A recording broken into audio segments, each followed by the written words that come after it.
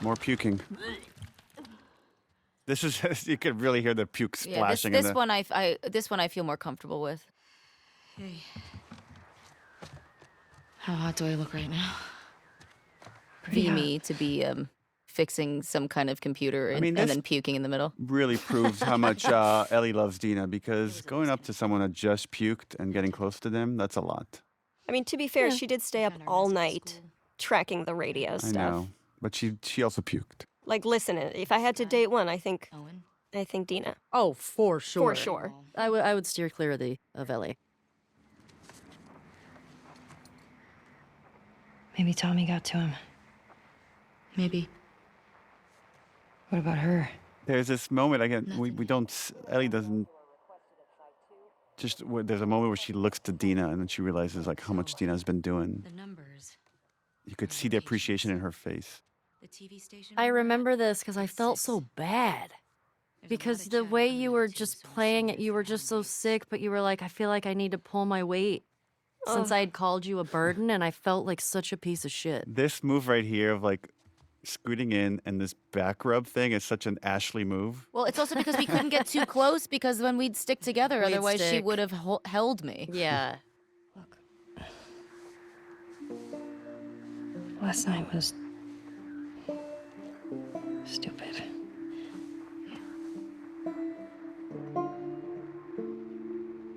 Casualties reported in 14. All available units report. Over. This is Site 13. Unit Lima nearby. How many scars you got? Over. Negative on scars. Lone male trespasser. Armed. Lone male Over. trespasser. And then this was again. We wanted to leave Dina behind because we wanted this Ellie by herself, just these really lonely pursuits. And I felt like it was really hard to justify how we're going to pull it off. But I felt like this scene does a good job of. It shows Dina tries. No matter, like even if she feels like shit, she wants to be there to help Ellie. Okay.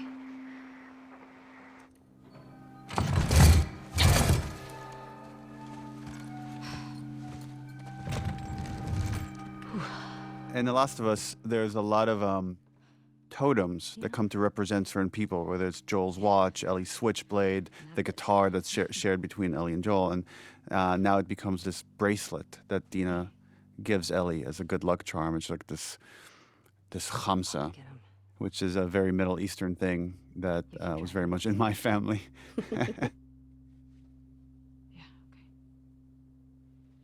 Yeah, I love that. I love that she gives it to her for. Wait. It will keep her safe. It's a hamsa and an evil eye within it. It's for good luck. I don't believe in luck. Did we ever establish how Dina got that? Whether that was from her sister? I think it was from her sister, but Yeah, that's what's in my mind, but I don't know if we ever explicitly say that. There's a lot of like foreshadowing here too, of like the Yeah. splitting up, and then later the splitting up at the farm.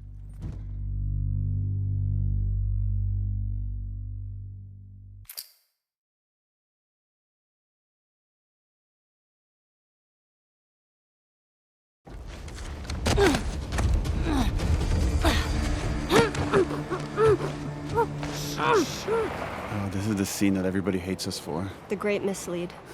the great mislead. Yep. I guess maybe we should talk about that.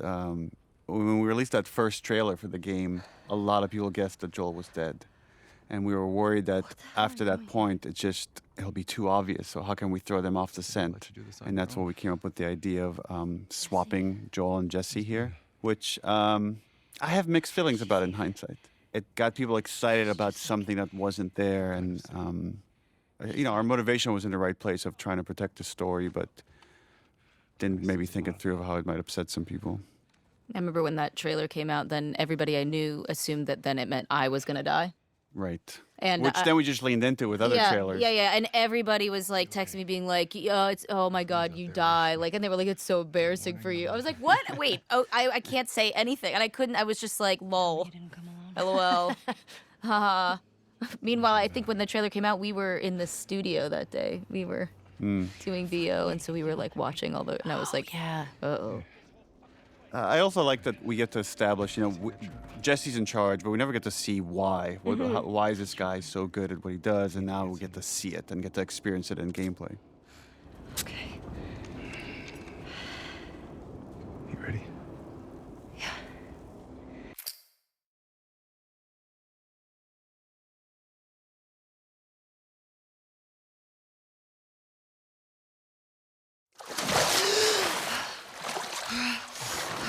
And then The Last of Us, unlike Uncharted, we don't rely as much on set pieces, especially big stuff like this, but this was such a climactic level that we called Rescue Jesse, that we wanted this climactic driving sequence where they crash in the water. You okay? And then there was a lot of debate of like design-wise, do we want to walk all the way back to the theater? So decided against it. So this was just to set the tone that Ellie and Jesse got away. They are not being actively chased. And this is just a little trick that we do is pull the camera away from them, and then that will allow us to cut to where we need to place them.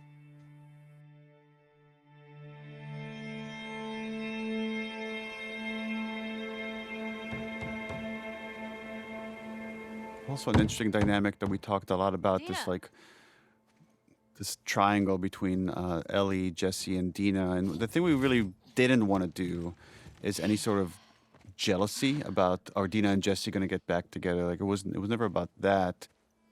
Oh my God. But it was just more Ellie feels isolated. You okay? And in some ways, I'm curious to hear what you think, Ashley, but I think she kind of wants to be. She doesn't want to be part of this reunion, and she wants Oh, to, yeah. she just wants to dwell on what's next. Yeah, I mean, that's how I feel like I was trying to play it, because I can relate to that. When you're like going through something and you're like, I don't want to go through this with anybody else because it's going to be dark. So I'm just going to do it myself. I heard you're sick. That sequence takes us to one of the flashbacks. There's a whole history with Joel and how Ellie feels about Joel and what Joel did in the hospital, and she doesn't let Dina into any of that. This is just their own personal thing that she's carrying, and she's still wrestling with that after his death. Ellie is very not great at talking about her feelings, which I think is why she's on this mission, because she's not using her words.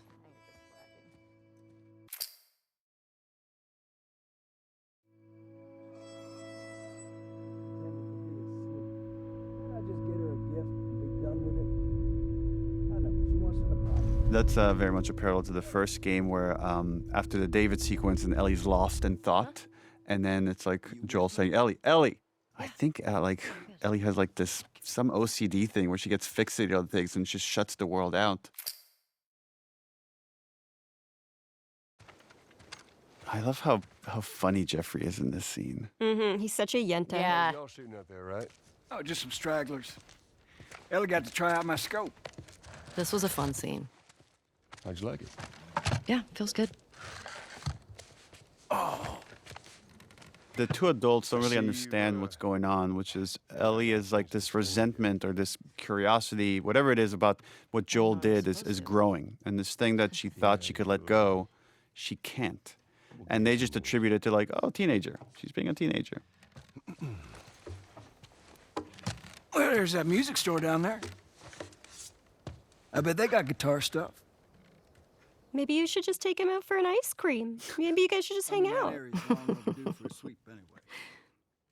I love how he did that lane, and I love the tapping of his foot under the table. What do you say, kiddo? Yeah, sure, Joel, whatever. He's so excited. And that's our cue. He's like, I did my job.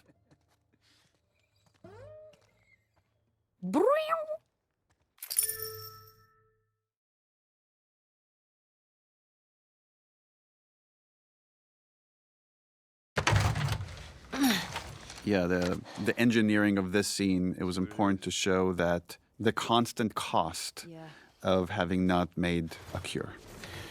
Okay. And here we have these two runaways from Jackson that have succumbed to the infection. And one more reminder for Ellie that things could have been different. Thanks. Yeah. But she wouldn't be here.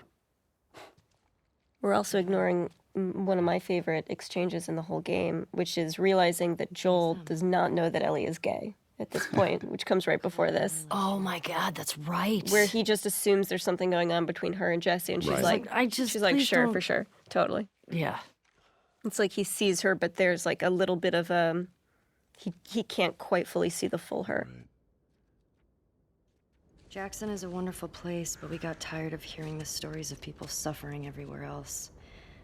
We These wanted are to some of the save hardest lives. scenes to do, where there's just a lot of exposition and making it seem natural, like as if she's reading this note for the first time and reacting to it. And again, you two did just such a fantastic job of I always feel like I'm just watching these characters. Love Adam and Sydney.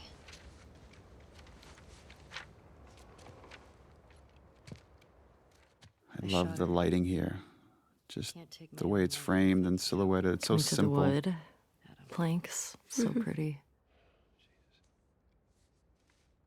Only they were immune, right? That look, it's like she's trying to egg you on to start this conversation. Let's go get Tommy and we can get these bodies back to Jackson. No. Let's talk about this right now. After you took me out of the Firefly Hospital, you said there were dozens of people like me. This is the moment he's been dreading, right? Being confronted head on again with this lie. Yeah, that's what they told me. I've never met another immune person before. Have you? Small details, like we had to do different versions of the tattoo. You could see she's got it outlined. It's not filled in yet at this stage. Do you believe that? There's something about a child confronting their parent, the standing in their power, and how Traveled. trepidatious, even though like she has the conviction of her argument, right? But just how it still is a thing to stand up to your parent and see me as an adult. Why did you pull me out of there while I was still What he's doing here is kind of fucked up though, because he gaslights her. He's saying is like, you're bringing this up now next to these bodies, and he's making her feel shame for having just brought up this topic. Right. Maybe if you just would have given them more time, they could have figured something out.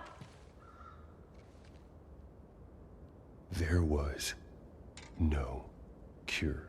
That is what I've been telling myself. There's nothing that could help these people or anybody Like, else. how many times have I told myself this? Like, if she ever asks, this is what What I will would I tell say? her. Yeah. I know you wish things were different. I wish things were different. But they ain't. And he just shuts it down. Mm-hmm. Again, it's such great performance with very little dialogue, but you could see how it's just breaking her heart because she doesn't believe any of this. No. Is there something else you'd like to rehash?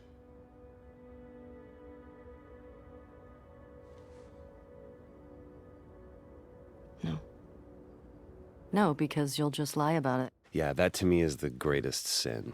And the way you're delivering that no, it's like there's a challenge to him. Like, okay, if that's what you want to say, then we'll go with that. Yeah, because it's just like, no, I don't want to rehash anything else because you're just not going to tell the fucking truth again. I gave you a chance. Yeah. Yeah. Ending images.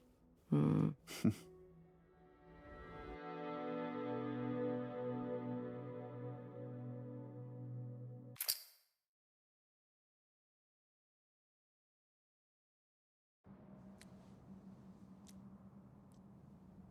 Oh, I liked your action here, Shannon, which is use your teeth to cut the thread. Yes, same.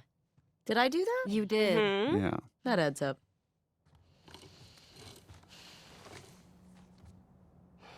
There's so much survivalist intimacy in this game. Yeah. He's a good guy.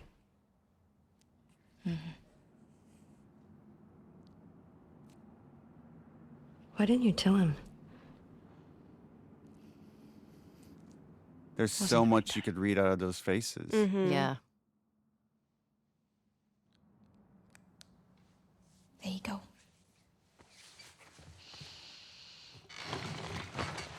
What about this? Anything worthwhile? And there's that fucking Yeah, map this again. is this is where the conflict starts to bubble back up between these two. It makes it so much more sad because it's like, just stick with Dina. Look how you have love and care. It's so interesting because it's what The Last of Us is about. It's like Yeah. within this room right now, you have like two kinds of love. There's this very positive one with Dina, and this kind of negative one of like, I gotta get the people that hurt the person I love, Joel. Wait, you're gonna go now? Yeah. And where now the negative one is trumping the positive one. Just wait for Jesse to rest up. She could be gone by then. She's got to make the lamb stop screaming, you know? We know her location. And she's using Tommy as an excuse in a very minor way now, and a much more significant way later. And it's funny. It's like all these people, like Maria, Tommy, and now Dina realize I can't convince her otherwise. She's just gonna go do it. So all I could do is support her.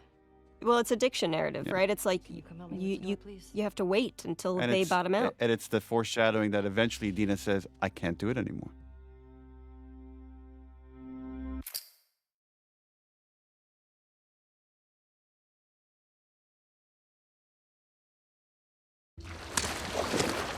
Oh, Hotline Miami. Or as this lady is so famously known as Vita Girl. Oh, yeah, because she's got a PS Vita. Named Nora. Sure, And yeah, this scene was already kind of like laying out hints that we're in the hospital. even if Ellie's trying to avoid violence, it's going to find her. Right? So she doesn't mean to kill this person. You gotta respect her efficiency, though. I mean, One shot. one shot wonder. No looking back either. Straight to gameplay.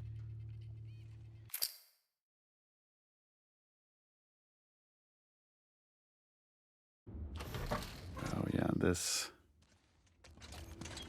Don't scream. I mean, Nora's Put that shit down. pretty smart in this scene. Yeah. Is that she knows she needs to get under Ellie's skin to just rattle her so she could get away. You remember me? But she still doesn't know who Ellie is until the next scene. You remember me. What do you want? Abby was here earlier. Where'd she go? I love all these scenes where like Ellie's trying to be like Joel. She's trying to interrogate Yeah. people the way Joel would, and there's always something a little off about it. Yeah. I mean, it's also think about letting you go. Sometimes I feel like we can forget that she's only 19. Right. Yeah. And she doesn't want to hurt anybody unnecessary. Fuck out of Yeah. Jackson. But just going on this journey is like you're not going to be able to help it. Yeah, I feel like each time You still hear his scream? she kills somebody, it's not as easy as it was kind of for Joel. Because each death feels like it's leaves something with her. Yeah. Yeah, that little bitch got what he deserved.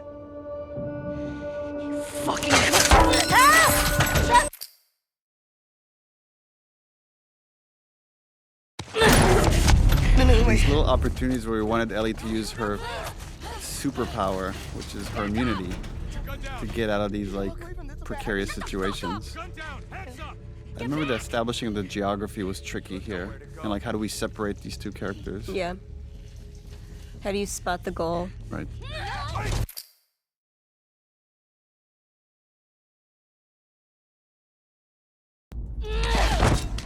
There's this progression that with each one of these like revenge kills, we wanted Ellie to lose more and more of her humanity in a way that she doesn't even understand what is happening to her.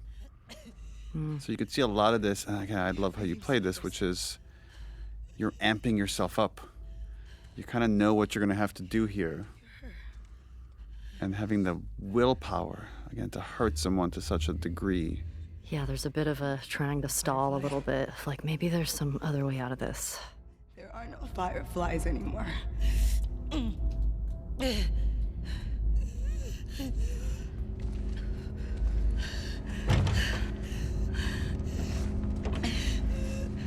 Where's Abby?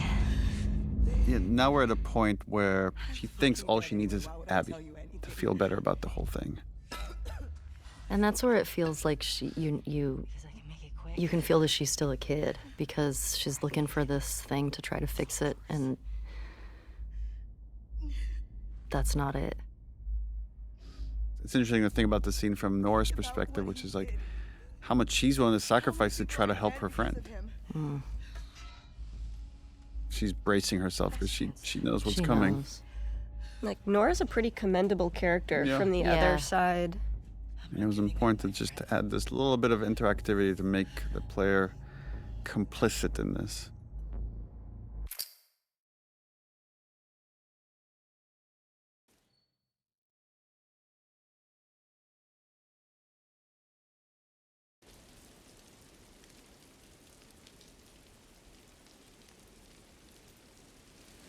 There's a parallel of an image there when Ellie goes to enter Joel's house, her hand shakes, and then she grabs the handle, and now her hand is shaking from the violence she's committed against Nora. And it just shows that as much as she wants to be like Joel, she's not Joel. I think Joel could disassociate more, just remove himself from the impact that his violence has in a way that Ellie cannot. Ellie doesn't have as much practice with it. She also has, I think, more empathy. I think so. I also think she needs it more than he did. I think for Joel, killing is practical, and for Ellie, it's emotional. Right. We see Joel in the first game tortures a couple of guys, and he just moves on. And then Ellie just did it, and it will forever change her. Yeah, that's not something you can take back. The torturing we've seen of Joel's has always been toward a productive purpose, right? It's to help or to save or to learn in a way to be a protector. And Ellie is just a destroyer.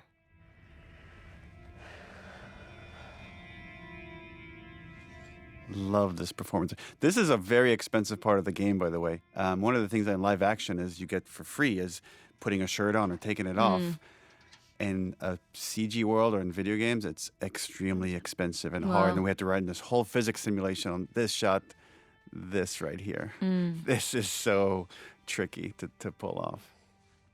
We're seeing it at the same time that Dina is seeing it. Like, look how beat up she is. Look how much she's already gone through. Often when you play video games, your character or any of the characters in the game are impervious, right? They live or they die. It's pretty binary.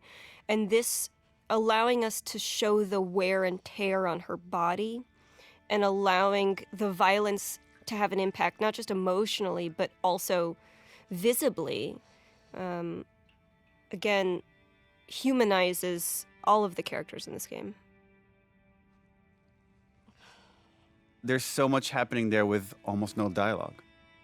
That scene is tough. Like, taking her shirt off and exposing her and her grief there, because it's not just about what she did, you know? Like, there's so much grief, and she hasn't expressed anything yet, right? Like, it's the first time you really see it, and so there's this urge to, like, care for that, but then also that anxiety of, like, I'm losing this person. Right. It's really painful to even watch and, like, talk about. Like, it's really heavy. It's just such a universal theme there.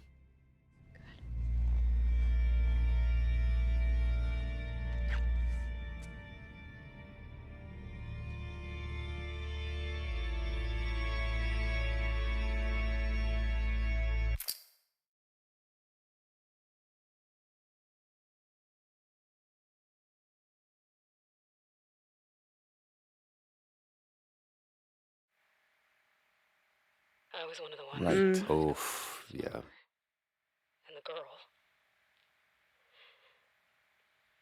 We talked a lot about how could Ellie draw the truth out of him. And even when confronted with facts, he might not say the truth. It's what makes him ultimately do it is the threat of, like, I will disappear and you'll never know my fate. And that's the worst thing she could worst threaten thing. him with. A lot of iteration on this horse animation right here. Trying to make it as believable as possible. This hug. Just the unrequited hug. I've definitely had those moments with my kids where it's like they're mad at me over something. You talk to me. I feel like it's such I mean, as thinking of, like, when I was a kid, it's so hard to reciprocate a physical hug like that when you're so angry. Mm-hmm. You're like, you can't touch me right now because I don't know what I'm gonna do. Tell me. It's like I don't even know if Ellie knows what she's expecting here. She just wants a more. I think she just wants a more plausible story, but there's a part of her that maybe is still in denial of what he's gonna say. Yeah. I also remember you being so patient, Neil, with this. It was You will never see me again. it was so important to just let each line land where it needed to land and the response to come when it had to come. I'll go back to Jackson. Because we did this a lot of times. That we all were very patient with this one. I love watching your performance right here, Trev. Like Joel doing the math of like, do I say it? Do I not say it? And then right here, he's resigned. He's going to say it, and she just needs to push him over the edge. But look at him; he's so torn. It's so great.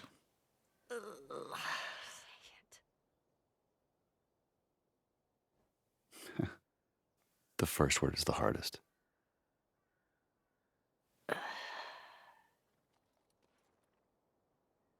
And he does need to spell the whole thing out for her because she knows. Yeah. She knows what this meant. Would have killed you.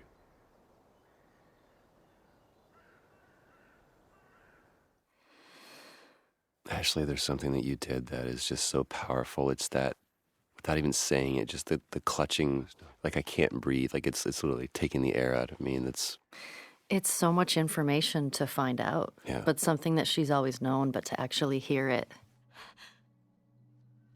And also knowing that, oh, wow, you have been lying to my face every time that I've asked you about this. And also the purpose that she had is kind of now gone. yeah. Well, the sacrifices that all the other people made, right? Which is like Riley and Tess Oh, and yeah. Henry and Sam and everybody along that journey. Yeah. Yeah. Going that whole journey in it. What was it? It can't be for nothing. It can't be for nothing. We're done.